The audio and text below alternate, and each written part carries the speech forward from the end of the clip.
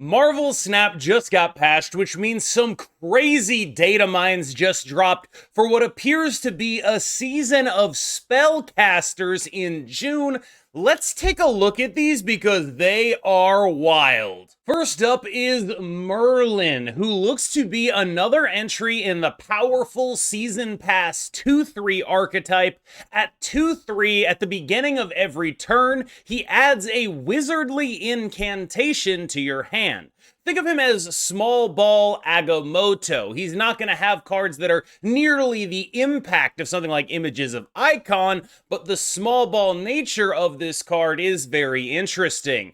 3 wizardly incantations have been datamined. It's unclear if there are going to be more, if those 3 are everything that's going to be on this card, but even if it's just those 3, these are pretty sick. Incantation number 1 is Omniversal Presence. It has a Scarlet Witch effect and gives Merlin +2 power in addition to that Scarlet Witch effect, all for the low price of 1 energy. Number 2 is Once and Future. Also costing 1, it causes you to shuffle the lowest power card you have at a location into the deck and come away with +2 energy on the following turn. And Polymorph. At 1 cost, it transforms your lowest power card at a location into something that costs 2 more. As a 2-3, there's not a lot of downside to putting this guy in your deck. He can run into issues potentially when it comes to other 2-3s that generate cards because he is putting a card in your hand every turn. And I think it's very interesting how 2 of the 3 spells that this guy can cast are spells that require you to have other things on the board, because naturally, if you're playing him on 2, a lot of your energy is going to be used up playing his stuff. So it is interesting that he is a card that works as an amplifier rather than as like a pure hard carry, basically. He's a card that is adding value to your other cards, converting bad stuff into good stuff. I think that's generally a good way to approach it. This seems like a really powerful card in something like Thanos, which creates a lot of really small guys and really benefits from those guys being bigger and ramping with those guys. This seems like a really good card in a lot of decks. One thing that I think that it does proactively for decks that it goes in is make it much easier to be a Kahori deck, of course, because she scales off of cards in hand. This card coming out should be a pretty big buff to anyone trying to play like a Kahori-style good cards deck. In addition, this card is going to be a pretty reasonable nerf to Clog-style decks because 2 of his cards take the lowest power thing off of the board. So if your opponent is sending over goblins or debris rocks or anything like that, this is a card that is going to take what is their game plan and turn it into upside for you a lot of the time. That is to say nothing of the fact that the spells serve sometimes when you don't have priority as natural blockers for that kind of stuff. So those are the 2 dynamics I expect to stick out the most about this card, other than the fact that it looks like it's pretty just generically good, is that it has notable synergy with things like Kahori, and it has notable push against things like Clog. When I see this, though, I think Iron Patriot Sam Wilson. I don't know that it'll hit the Sam Wilson line. I think Sam Wilson is probably the best card of this archetype in the game, and that's fine. But I do expect it to be at least a little bit better than nerfed Iron Patriot, maybe a lot better. This is a card that looks like a Kate Bishop on steroids, a card that looks like it's giving you way more advantages than a Kate Bishop, with the notable downside that you have to wait for those advantages to accrue. But on turn 2, in the right deck, this is the kind of card that could be really nice for you to have. Notably, because so many of the spells seem to key off of having creatures to do them to, you're going to want to play him in decks that are not very spell heavy, which is an interesting dynamic. I think it's good that there's this kind of card where it's like, oh, the more skills you have in your deck, and I'm going to be using a lot of like skills and spells, switching that around. We're going to talk about it a bit more in depth later, but it is very funny that they went out of their way to clarify that these cards are called skills and not spells, and then like every card they've made with them is a magic user casting spells. The flavor might get a little bit lost, but this is still a card that wants to go in a deck. Like, this wants to be like one of maybe 2 skill-related cards in your deck, period.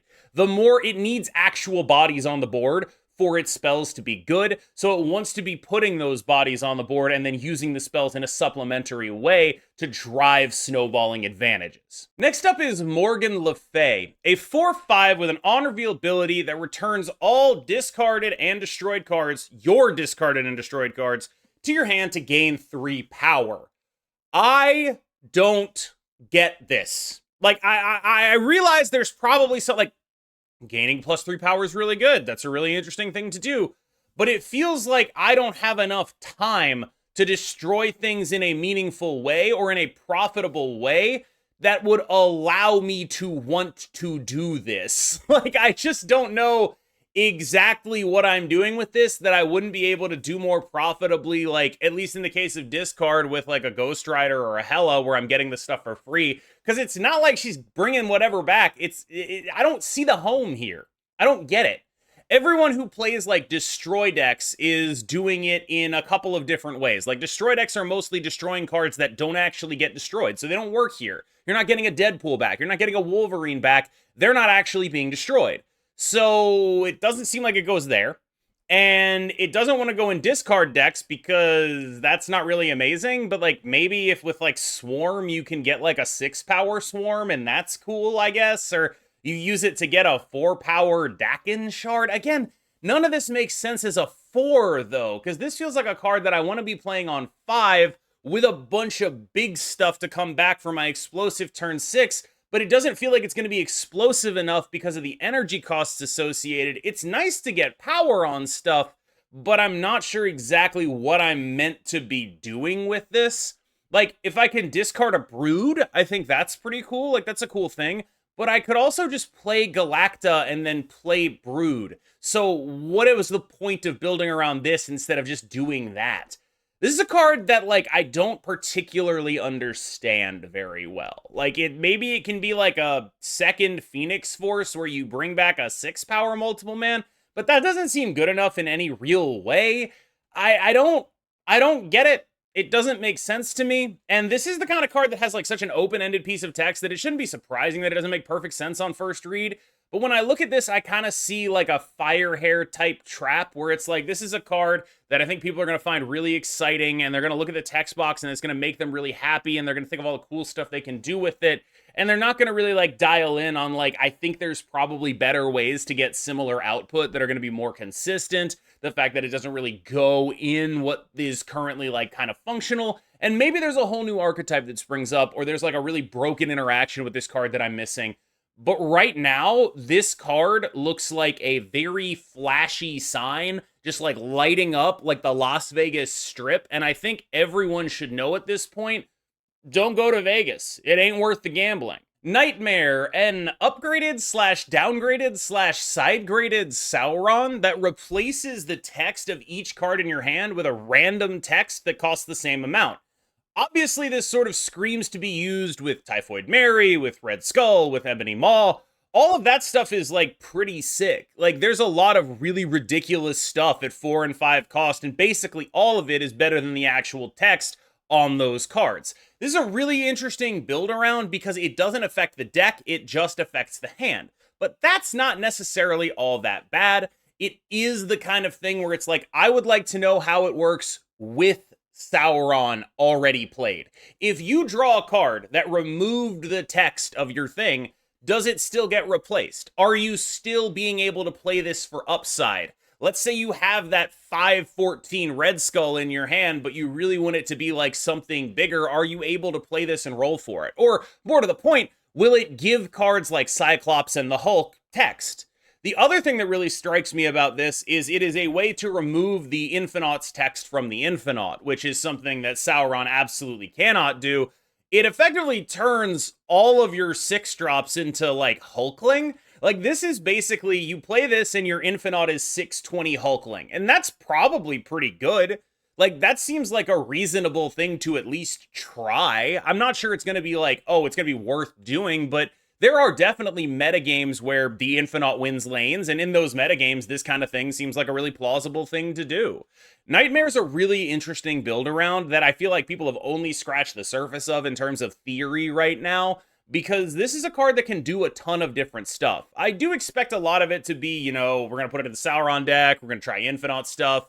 That probably works. It is very interesting, and I think this is a sort of like, this is, when I think of like, if I wanted to make like Series 5 Sauron, where it's just like cooler and bigger and weirder and more unique and does more stuff, I think this is what it looks like. Like, this is to me a pretty great design in the context of this is just like a much larger, splashier, more interesting card than Sauron, who only ever does one thing, turn people into dinosaurs. He definitely does not cure cancer. And this is this is really interesting. And I think it's at this point in the video that it's probably worth noting that there are 8 cards datamined for this season, maybe 9 depending. And I think that's a really interesting thing as well, because this is going to be well into the new, best case scenario, it'll be well into the new economy system. So is Nightmare a Series 4? Is Nightmare a Series 5? Are they doing a bunch of Series 5s? Because this to me does kind of look like a Series 5 Sauron to me. Clea is a 1/1. After this card permanently gains power, meaning not from an ongoing effect or from Xandar or whatever, add a Flames of the Faltine to your hand. From what I can tell from the datamines, this is what Saltine Crackers ends up looking like. It is a 1-cost skill that afflicts an enemy card with -2 power. What I think about this card is that it's ultimately a little bit weak. I can't find a good reason to like super invest into this, because I'm investing into a card that is effectively giving me a 1/2. And that's cool. I'm not necessarily saying it's a bad thing. But first off, investing heavily into a 1-cost, adding power to my 1-cost is like pretty risky in a world where Killmonger exists and the 1-cost cards can be destroyed so easily. And as a 1-cost card, asking you to invest multiple buffs into it feels like an ask that is not ever going to be able to maintain success at the top levels. If this was a stronger payoff, if you were getting more out of it, like, or maybe even if you were just like playing this for value, like if this cost 0 or something, like you were just getting it, all of that stuff could change it. But as is, I feel like the risk reward on this card is simply not matching up. You're asking me to do a pretty risky thing, which is invest power into a 1-drop for the payoff, for the privilege, I should say, of getting to play like not even Acid Arrow. Like, it just seems a little small ball, right? You're asking me to do something that is pretty damn risky for a payoff that doesn't seem worth the risk. That's sort of where I get to with Clea. From the datamines, this seems to be Nicholas Scratch. This is a 1/2 that gets +1 power when you play a skill. I think this makes just a ton of sense as a card that should exist. This is the kind of thing where it's like, oh yeah, we should probably have a card with that text. And this is what really gets me thinking about the Series 5 versus Series 4 dichotomy. When I look at Nightmare, I see Series 5. When I look at this, I see Series 4. And I don't know if that's actually going to be true. Maybe they're all Series 5, maybe they're all Series 4, but it is kind of an interesting thing to think about in light of how much that will impact players' ability to pick up these cards. Nick Scratch is also a really interesting card in the sense that if there ever is a skills deck, which remember when we talked about Merlin, we talked about how he kind of doesn't want to be in a deck with a lot of other skills. This guy's the opposite. He really wants to be in a deck with a lot of skills. And that's an interesting thing to be. Again, though, there is the inevitable risk of, I can't think of a scaling 1-drop that was actively good in the modern era of Marvel Snap, barring Kitty Pryde, who dodges Killmonger almost entirely by the nature of her existence. Like, this is the kind of thing where it's like, if this is ever really good, there are a million answers to it, which means the rest of the deck is going to have to cover it, which means the good version of a Nicholas Scratch deck is using him in an ancillary or supportive role, where it's just like, oh yeah, this is just like a pretty good guy to have down, but you can't always count on him actually having the power. This is an interesting card. I'm glad it exists. It makes sense to have like a skills matter card. I'm not sure it ends up really punching the way that it should. It is weird to me how often 1-cost feels like a downside on cards like this.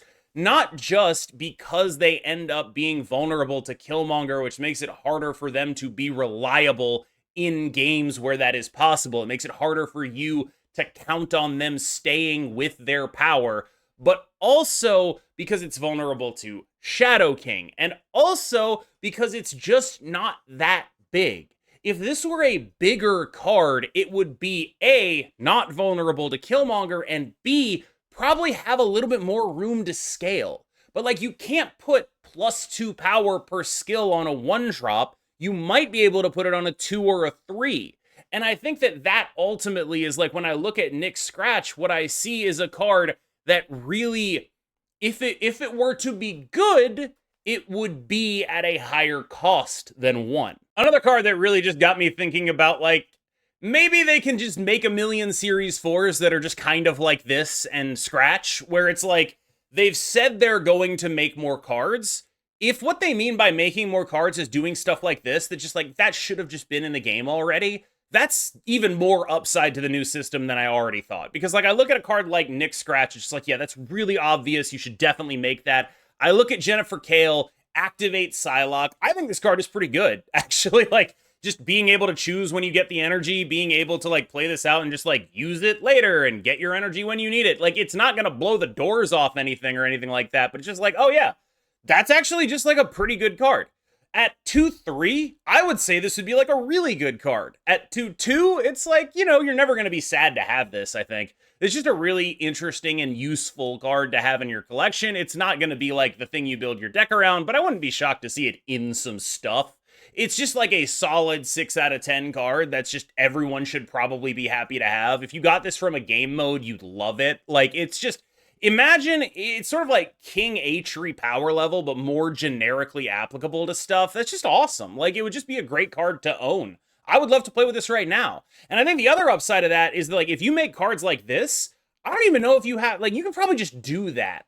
You can probably just, like, go up to Glenn Jones and be like, activate version of card. And then they'd be like, yeah, then we could probably make that. Like, there's so much like unused design space in Marvel Snap that when they're not pushing the power and they don't feel the pressure for like a card to actually like be a draw for purchasing, I kind of feel like they have more freedom to just make cool stuff. And Jennifer Kale's a good example of that. The Ancient One, she adds a missing logo to your hand at 3/5, so just baseline 3/5, add a card to your hand. And we're pretty sure this is the card, which is basically images of icon for ongoing effects. This card is thick. This is like a really, really strong card. When you think about the overlap that created cards have with ongoing, one card comes to mind, and it's Victoria Hand. And when you think about it like that, it's like, oh my god, I'm using this to copy my Victoria Hand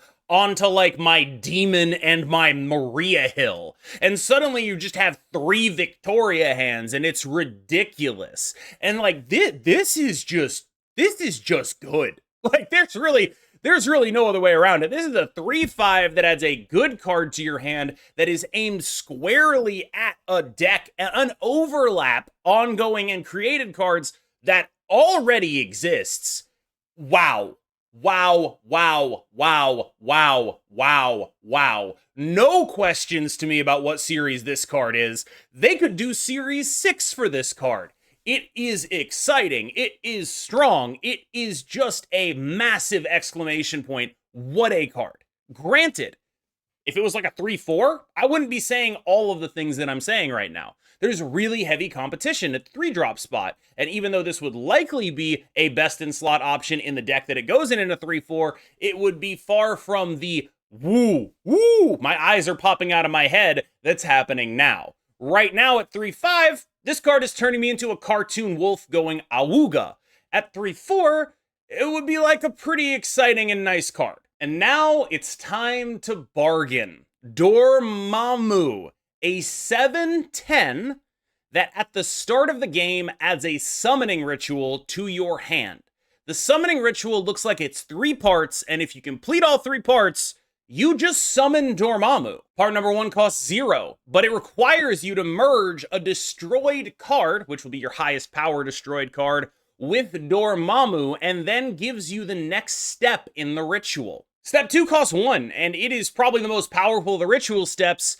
it steals 1 power from every other card here and gives it to Dormammu, and then continues the ritual. And the scary one, destroy 2 of your cards here to summon Dormammu for 3. So, there's kind of like a bit of a hidden information thing going on here. In theory, you can look at that and say, wow, that's a 4/10. In practice, in order to cast the first one, you will need something in your graveyard, which is harder to do than you think. And so that might delay you from actually getting to this guy until later. The really interesting thing is that the third one is a card you really, really want to play in a destroy deck. Like, you are really interested in like a card that destroys 2 cards at a location if you're playing Deadpool or whatever. So the way I would want this to work is I would want to cast the first spell on at latest 3, and then cast the second spell on 4, and then cast the third spell on 5.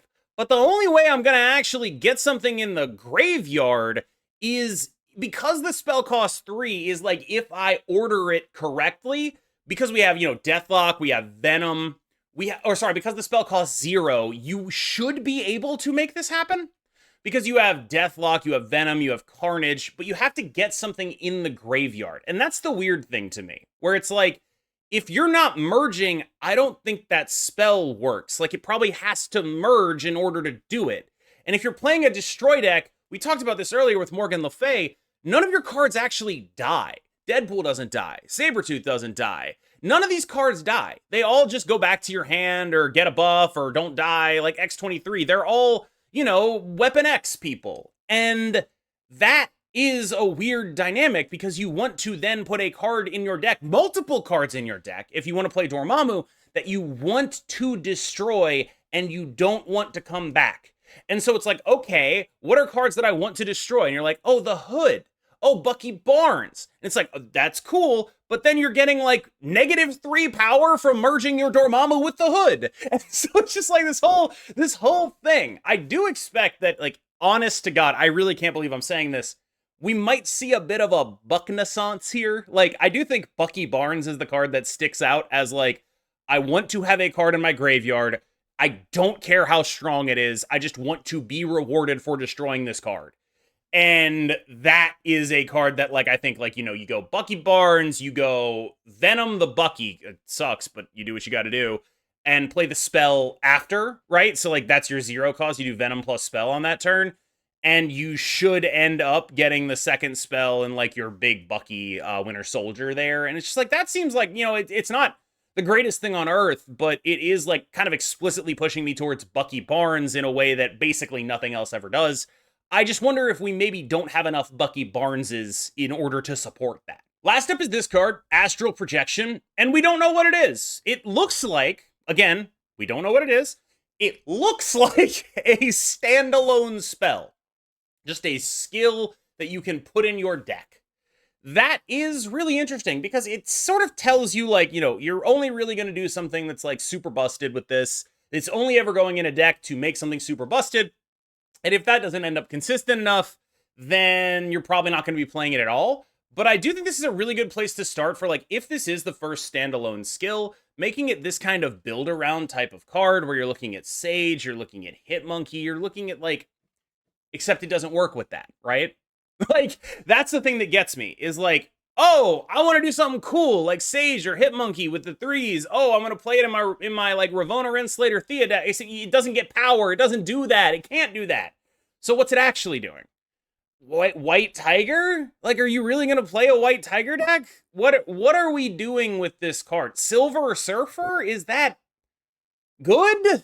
It doesn't work with Brood. Like, it feels like this is a card, again, kind of like Firehair, where you look at it and you're like, there has to be something stupid to do with this.